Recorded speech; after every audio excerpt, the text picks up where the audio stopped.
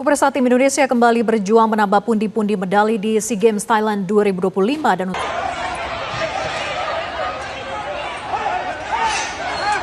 alam mo, nakakalungkot na may ganyan silang problema.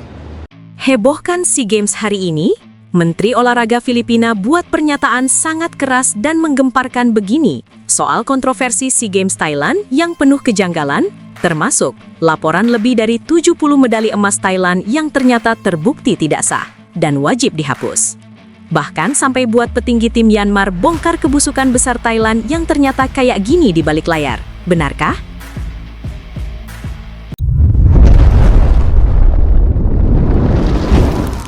Sebelumnya mohon subscribe channel ini dulu supaya nggak ketinggalan berita terupdate Timnas Indonesia. Memasuki hari ke-8 gelaran SEA Games 2025, tuan rumah Thailand masih kokoh memimpin tabel perolehan medali. Jika dihitung secara keseluruhan, kontingen negeri Gajah Perang telah mengoleksi 318 medali dari berbagai cabang olahraga. Itu menjadi update klasemen terbaru SEA Games tahun ini, di mana Thailand berada di peringkat pertama, disusul Indonesia di posisi kedua, dan Vietnam di peringkat ketiga. Melihat tren yang ada, banyak pihak menilai klasemen tersebut akan bertahan hingga akhir penyelenggaraan SEA Games. Jika benar demikian, maka capaian Indonesia sejatinya tetap layak diapresiasi. Kontingen Merah Putih mampu melampaui target harian yang sebelumnya dicanangkan pemerintah, bahkan diprediksi bisa melampaui target utama dengan meraih 80 medali emas sebelum penutupan. Namun di balik pencapaian tersebut, sorotan publik justru tertuju pada lonjakan perolehan medali emas Thailand yang dinilai tidak wajar. Hingga saat ini, Thailand sudah mengoleksi lebih dari 150 medali emas, sementara Indonesia baru mengamankan sekitar 60-an emas. Kesenjangan inilah yang memicu kecurigaan banyak pihak, bukan hanya dari Indonesia, tetapi juga dari negara-negara Asia Tenggara lainnya. Sorotan tajam datang dari Menteri Olahraga Filipina, Patrick Gregorio, yang secara terbuka menyuarakan kemarahannya terhadap apa yang ia sebut sebagai kecurangan besar dan sistematis yang dilakukan Thailand selama SEA Games 2025. Dalam pernyataan yang beredar luas di media regional, Patrick Gregorio mengaku sangat kecewa dengan sikap tuan rumah. Menurutnya, SEA Games seharusnya menjadi pesta olahraga persaudaraan Asia Tenggara, bukan ajang manipulasi demi ambisi juara umum. Kami dari Filipina sangat geram. Ini bukan lagi isu kecil atau sekadar kesalahan teknis. Laporan yang masuk kepada kami menunjukkan lebih dari 70 medali emas Thailand patut dipertanyakan keabsahannya. Jika Komite Olahraga ASEAN masih memiliki integritas, maka sanksi berat harus dijatuhkan, ujar Patrick Gregorio. Ia menegaskan bahwa hukuman tersebut tidak cukup hanya berupa teguran. Menurutnya, medali emas yang diperoleh secara tidak sah harus dihapuskan, disertai denda besar kepada Federasi Olahraga Thailand. Menjadi tuan rumah bukan berarti boleh menghalalkan segala cara. Jika semua ini diusut secara jujur dan transparan, saya yakin Thailand tidak pantas menjadi juara umum. Dalam kondisi yang adil, justru Indonesia yang seharusnya berada di puncak klasemen, lanjutnya. Pernyataan tersebut sontak menggemparkan publik Asia Tenggara. Pasalnya, Filipina dikenal sebagai negara yang relatif jarang terlibat konflik terbuka dalam isu olahraga regional. Sikap keras Patrick Gregorio menjadi sinyal kuat bahwa kontroversi SEA Games 2025 bukan sekedar isu sepihak dari Indonesia. Kontroversi semakin panas setelah salah satu petinggi kontingen Myanmar, Min Thein Sein, secara mengejutkan membocorkan dugaan praktik kotor Thailand yang disebut telah dirancang jauh hari sebelum SEA Games dimulai. Dalam pengakuan yang beredar di kalangan media dan pengamat olahraga, Min Thein Sein mengungkap bahwa Thailand diduga telah melakukan pendekatan tertutup kepada sejumlah negara kecil ASEAN seperti Myanmar, Laos, dan Timor Leste. Kami didekati jauh sebelum SEA Games dimulai. Ada pembicaraan yang tidak pantas dalam olahraga. Negara-negara kecil ditawari imbalan besar agar mengalah di cabang-cabang tertentu, ungkap Min Thein Sein. Ia menjelaskan bahwa ada beberapa cabang olahraga yang selama ini justru kerap dimenangkan oleh negara-negara kecil tersebut. Namun secara mengejutkan, pada SEA Games 2025, dominasi itu mendadak hilang dan beralih hampir sepenuhnya kepada Thailand. Menurut Min Thein Sein, iming-iming upah fantastis dan janji kerjasama jangka panjang menjadi alat untuk melancarkan rencana tersebut. Ia menyebut bahwa skema ini dirancang agar Thailand bisa memanen medali emas sebanyak mungkin tanpa terlihat mencolok di atas kertas. Ketika isu kontroversi mulai mencuat, semuanya langsung ditekan. Berita negatif diturunkan, laporan dipendam. Karena Thailand adalah tuan rumah, mereka punya kendali besar atas arus informasi, tambahnya. Sejumlah pengamat menilai apa yang terjadi di Thailand sejatinya bukan hal baru. Dalam sejarah SEA Games, tuan rumah memang kerap mendapat keuntungan signifikan, mulai dari penentuan cabang olahraga, jumlah nomor pertandingan, hingga pemilihan wasit dan juri. Thailand dinilai sangat piawai memanfaatkan celah tersebut. Cabang olahraga yang tidak dikuasai mereka berpotensi dihapus atau diminimalkan, sementara cabang unggulan ditambah dengan banyak nomor pertandingan. Pola serupa pernah terjadi di SEA Games Vietnam 2021, ketika tuan rumah mencetak rekor perolehan emas yang jauh meninggalkan negara lain. Namun bedanya, kontroversi SEA Games 2025 dinilai jauh lebih kasar dan terang-terangan. Insiden pengusiran manajer kickboxing Indonesia, protes atlet yang kemudian dibungkam, hingga permintaan maaf wasit voli Thailand kepada Vietnam, semuanya memperkuat dugaan adanya sistem yang tidak adil. Tak hanya Indonesia, Vietnam dan Malaysia pun mengaku mengalami perlakuan serupa. Insiden panas di cabang pencaksilat yang melibatkan atlet dan staf Malaysia menjadi bukti bahwa ketidakpuasan terhadap kepemimpinan wasit dan juri semakin meluas. Menariknya, di tengah panasnya kontroversi, muncul solidaritas lintas negara ASEAN. Aksi selebrasi staf Malaysia bersama atlet skateboard Indonesia, Basral Graito, menjadi simbol perlawanan terhadap ketidakadilan. Banyak pihak menilai momen itu sebagai pesan tersirat bahwa masalah SEA Games 2025 bukan soal rivalitas, melainkan soal sportivitas. Dengan SEA Games yang tinggal menyisakan beberapa hari, publik kini menanti langkah tegas dari Komite Olahraga ASEAN. Apakah laporan-laporan ini akan benar-benar diusut atau justru kembali terkubur demi menjaga citra tuan rumah? Satu hal yang pasti, di mata banyak negara Asia Tenggara, Indonesia telah menunjukkan diri sebagai juara sejati. Bukan hanya karena perolehan medali, tetapi karena mampu bertahan dan berprestasi di tengah badai kontroversi yang mengguncang SEA Games 2025 Thailand. Namun tunggu dulu, setelah admin telusuri secara mendalam bahwa berita di atas adalah karangan belaka dan hoaks, ini sebagai edukasi supaya penonton lebih jeli dalam memilih berita.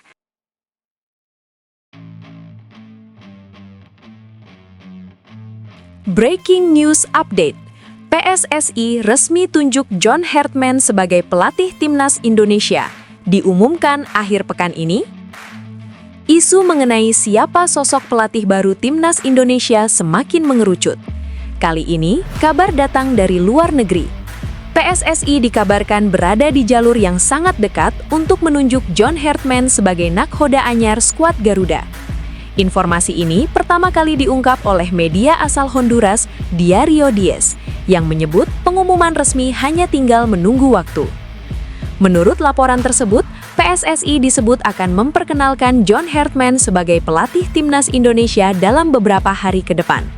Media itu bahkan menyoroti keputusan besar Hartman yang memilih meninggalkan kawasan CONCACAF demi tantangan baru di Asia Tenggara. John Hartman menjauh dari CONCACAF. Ia akan diumumkan oleh tim nasional sederhana yang belum pernah tampil di Piala Dunia, tulis Diario Diez. Nama John Hartman sendiri bukan sosok sembarangan di dunia kepelatihan. Ia memiliki rekam jejak yang cukup mengesankan, terutama saat sukses membawa timnas Kanada lolos ke Piala Dunia 2022, pencapaian bersejarah setelah 32 tahun penantian negara tersebut tampil di ajang tertinggi sepak bola dunia. Prestasi itu membuat Hartman menjadi incaran sejumlah negara di kawasan CONCACAF. Dua di antaranya adalah Honduras dan Jamaika. Honduras sendiri sudah dipastikan gagal lolos ke Piala Dunia 2026, sementara Jamaika masih memiliki peluang karena akan tampil di play-off antar konfederasi pada Maret 2026. Meski diminati dua negara tersebut, John Hartman dikabarkan mengambil sikap tegas. Ia memilih menolak tawaran Honduras dan Jamaika karena memprioritaskan proyek jangka panjang bersama timnas Indonesia. Bahkan, negosiasi antara PSSI dan Hartman disebut-sebut sudah memasuki tahap akhir. Diario Diez juga membeberkan bagaimana situasi di Honduras sebelum akhirnya harapan publik mereka pupus akibat perkembangan negosiasi dengan Indonesia. Di Honduras, John Hartman menjadi favorit untuk menggantikan posisi Reynaldo Rueda. Pengalaman John Hartman diharapkan publik Honduras dapat menghidupkan kembali proyek tampil di Piala Dunia 2030. Namun, perkembangan negosiasi dengan Indonesia menutup skenario ideal tersebut, tulis Diario Diez. Tak hanya Honduras, Jamaika pun sempat berada di jalur yang sama. Hartman nyaris kembali ke CONCACAF untuk menangani Reggae Boys setelah pelatih mereka mengundurkan diri. Ia juga hampir kembali ke CONCACAF untuk diproyeksikan menjadi pelatih timnas Jamaika, menggantikan Steve McLaren yang mengundurkan diri. Namun, John Hartman menolak tawaran Jamaika demi Indonesia, tegas Diario Diez. Sementara itu, dari dalam negeri, sinyal yang mengarah ke Herdman juga semakin jelas. Anggota Exco PSSI Endry Erawan sebelumnya menegaskan bahwa sosok calon pelatih timnas Indonesia tidak jauh dari nama-nama yang ramai beredar di media. Hingga saat ini, ada dua nama yang paling kuat dikaitkan dengan kursi panas timnas Indonesia, yakni John Herdman dan Giovanni van Bronckhorst. Namun, jika berbicara soal kriteria utama PSSI, Herdman memiliki satu keunggulan signifikan. Endry Erawan menegaskan bahwa pelatih timnas Indonesia selanjutnya harus memiliki pengalaman membawa tim nasional lolos ke Piala Dunia. Dari dua nama tersebut, hanya John Herdman yang telah membuktikannya secara nyata bersama Kanada di Piala Dunia 2022. Endry juga memaparkan secara gamblang seperti apa figur pelatih yang diinginkan PSSI untuk memimpin timnas Indonesia ke depan. Target kami, pelatih itu harus all out, artinya mereka harus lebih banyak di Indonesia daripada di negaranya. Harus punya pengalaman bagus meloloskan ke Piala Dunia, kalau perlu tinggal bersama keluarganya di Indonesia. Harus berkontribusi ke pelatih lokal, kalau ada lisensi pelatih turut mengisi kursus, dekat juga dengan klub Liga 1 dan Liga 2, kata Endry Erawan dalam konferensi pers di Jakarta, Selasa 16 Desember 2025. Jika benar John Herdman yang akhirnya dipilih, maka ini akan menjadi langkah besar PSSI dalam membangun fondasi timnas Indonesia menuju target jangka panjang, termasuk mimpi tampil di Piala Dunia. Pengalaman, komitmen penuh, dan rekam jejak internasional menjadi nilai jual utama pelatih asal Inggris tersebut. Kini, publik sepak bola Indonesia tinggal menunggu pengumuman resmi dari PSSI. Apakah John Herdman benar-benar akan menjadi sosok yang dipercaya memimpin skuad Garuda?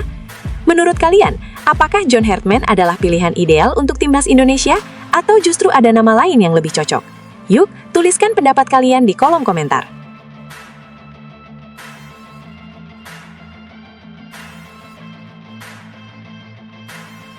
Doa publik terkabulkan?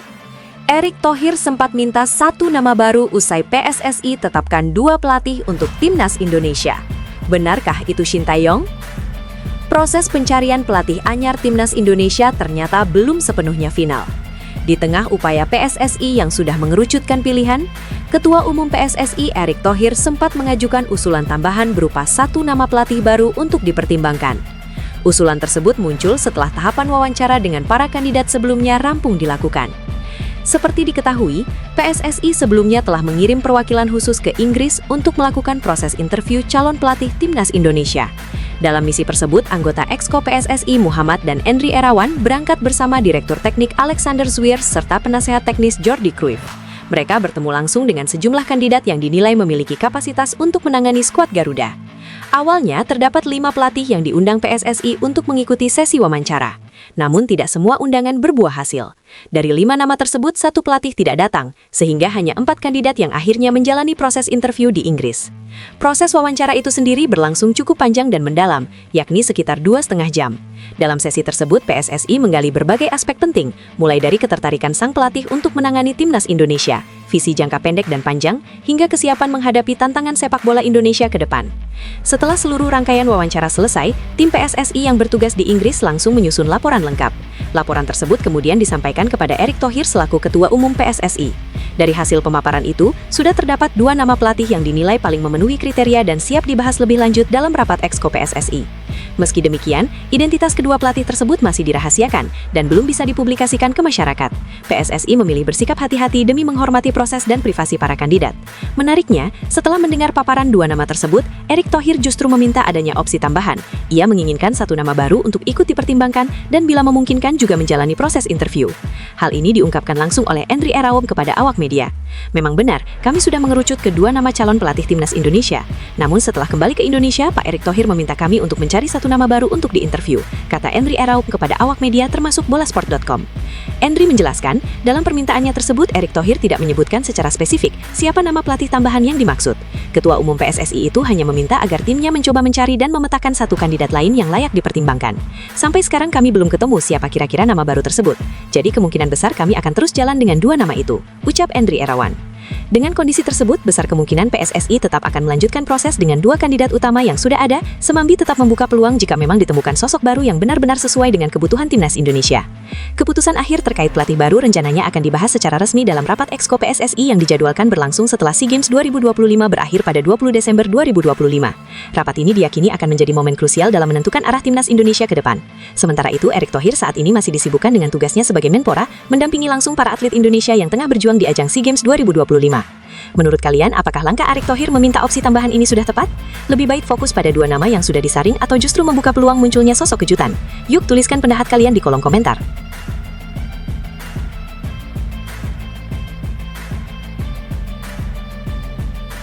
Ini baru cerdas. Selain dipecat dari Timnas U22 Indonesia, Indra Syafri juga sudah tidak bekerja lagi di PSSI. Keputusan besar diambil PSSI setelah berakhirnya perjalanan Timnas U22 Indonesia di SEA Games 2025.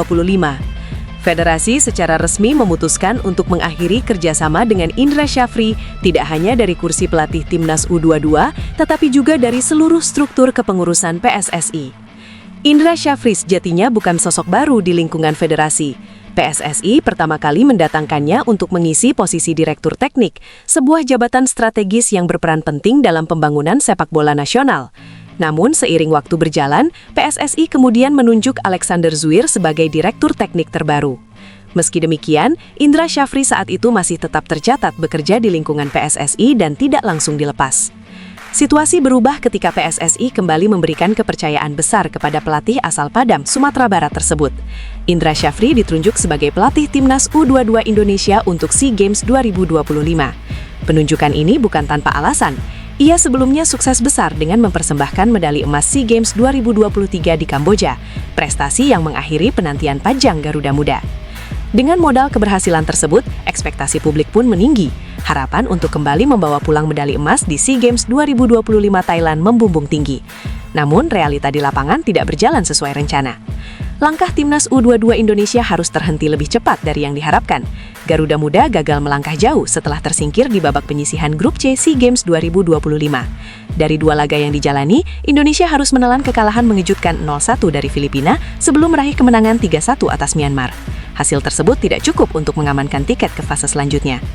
Kegagalan ini menjadi dasar utama PSSI melakukan evaluasi menyeluruh. Dari hasil evaluasi tersebut, federasi akhirnya mengambil keputusan tegas, yakni mendepak Indra Syafri dari kursi pelatih Timnas U22 Indonesia. Tidak berhenti di situ. Keputusan PSSI ternyata bersifat menyeluruh. Indra Syafri juga tidak lagi menjadi bagian dari Federasi Sepak Bola Indonesia dalam posisi apapun. Hal ini disampaikan langsung oleh anggota Exco PSSI Sumarji kepada awak media. Pengakhiran kerjasama ini secara keseluruhan, baik sebagai pelatih Timnas U22 Indonesia di SEA Games 2025 maupun bagian dari Direktur Teknik PSSI, ucap Sumarji kepada awak media termasuk bolasport.com. Dengan keputusan tersebut, pelatih berusia 62 tahun itu kini resmi tidak terikat pekerjaan apapun dengan PSSI, atau dengan kata lain berada dalam status tanpa klub maupun jabatan federasi. Padahal secara kontrak, kerjasama Indra Syafri dengan PSSI sejatinya baru akan berakhir pada Desember 2027. Artinya, masih ada sisa kontrak yang cukup panjang. Meski demikian, PSSI menegaskan tetap akan menjalankan kewajibannya secara profesional. Sumarji memastikan bahwa federasi akan membayarkan uang kompensasi kepada Indra Syafri sesuai dengan ketentuan yang berlaku dalam kontrak kerja. Sehingga yang berkaitannya dengan PSSI terhitung hari ini hubungan kerjanya sudah berakhir semuanya, ucap Sumarji. Keputusan ini tentu memunculkan beragam reaksi dari publik sepak bola tanah air. Di satu sisi, Indra Syafri adalah sosok yang berjasa dengan sejumlah prestasi penting, termasuk medali emas SEA Games 2023. Namun di sisi lain, kegagalan di SEA Games 2025 menjadi catatan pahit yang sulit diabaikan. Menurut kalian, apakah keputusan PSSI mengakhiri kerjasama dengan Indra Syafri sudah tepat, ataukah seharusnya federasi memberi kesempatan lebih panjang mengingat kontribusinya di masa lalu? Yuk sampaikan pendapat kalian di kolom komentar.